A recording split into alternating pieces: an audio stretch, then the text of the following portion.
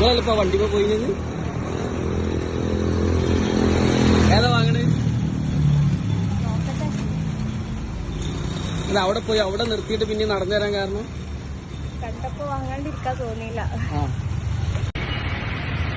Hi, ഈ ഒരു വ്യക്തിനാണ് എന്റെ ഈ വിരലിൽ നിൽക്കുന്ന ഭാഗത്തുണ്ട് വീൽ ചെയറിൽ ഒരാൾ ഇരിക്കണ്. ആ വ്യക്തിനും നമ്മൾ പോയി കണ്ട് പരിചയപ്പെട്ടാലോ? നമ്മുടെ കൊണ്ടോട്ടിയിലാട്ടുള്ളത്. എന്താ പറയാ, ഒരുപാട് സന്തോഷവും സങ്കടവും എല്ലാം കൂടെയാണ് ഈ ഒരു കാഴ്ച കാണുമ്പോൾ. ഇത് നമ്മുടെ കൊണ്ടോട്ടിയിലാണ്. നമ്മളൊക്കെ ശരിക്ക് ഇദ്ദേഹത്തെ കണ്ട് മാതൃക ആക്കണം. നമുക്കൊക്കെ ആരോഗ്യത്തിന് ഒരു പ്രശ്നമില്ല, എന്നാലും അധ്വാനിച്ച് തിന്നാൻ മടിയുള്ള എത്രങ്ങാനും ആൾക്കാരുണ്ട്. മറ്റുള്ള പൊതുജനങ്ങളെ പറ്റിച്ച് അവർ വാങ്ങി തിന്നണ പോലും ഇയാളെ കണ്ട് പഠിക്കണം. കണ്ടില്ലേ?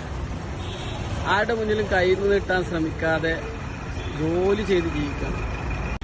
അപ്പോൾ അതാ കസ്റ്റമറിന് ആവശ്യമുള്ളത് എടുത്തു കൊടുക്കാൻ തരാൻ ചിലപ്പോൾ മുപ്പരെ കൊണ്ട് പറ്റില്ല. അപ്പം കസ്റ്റമർ തന്നെ കൊടുക്കുക.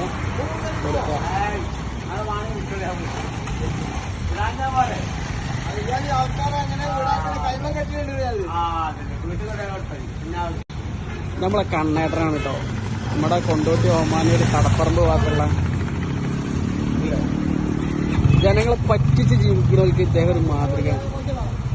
ഇദ്ദേഹത്തോട് കഴിയണത് രീതിയിൽ ഇദ്ദേഹം അധ്വാനിച്ച് ജീവിക്കുന്നു. കണ്ണേട്ടോ,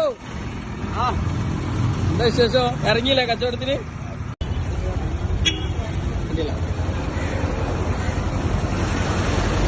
അയ്യോ, നിങ്ങളിപ്പോ വണ്ടിപ്പോ പോയിന്നത് ഏതാ വാങ്ങണ്? അല്ല അവിടെ പോയി അവിടെ നിർത്തിയിട്ട് പിന്നെ നടന്നു തരാൻ കാരണം കണ്ടപ്പോ വാങ്ങാണ്ടിരിക്കാൻ തോന്നിയില്ല.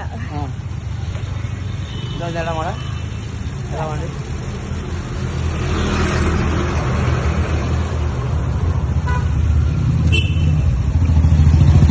ഓനെ കണ്ടപ്പോ ഏതാ വാങ്ങേണ്ടതെന്നുള്ള കൺഫ്യൂഷനായോ? അപ്പോളേ എന്റെ കൂടെ ഉള്ളത് നമ്മളെ കണ്ണേട്ടനാണ്. കണ്ണേട്ടൻ കൊണ്ടോട്ടി ടൗണിൽ തന്നെ ഏകദേശം വൈകുന്നേരം ആകാറുണ്ട്. 3 മണി മുതൽ ഏകദേശം രാത്രി 10 മണി വരെ നമ്മളെ കൊണ്ടോട്ടി ടൗണിലുണ്ടാവും. അപ്പൊ കണ്ടോല് കാണാത്ത രീതിയിൽ പോവരുത്. നിങ്ങൾ ആരുടെ മുന്നിൽ കൈ നീട്ടിയിട്ടല്ല ജീവിക്കുന്നത്, അന്തസ്സായിട്ട് അധ്വാനിച്ചിട്ട് ഇതിൽ കിട്ടുന്ന വരുമാനം കൊണ്ടാണ് അല്ലേ ചേട്ടാ? അതെ, ഇതൊക്കെയാണ് ശരിക്കും മാതൃക എന്ന് പറയുന്നത്.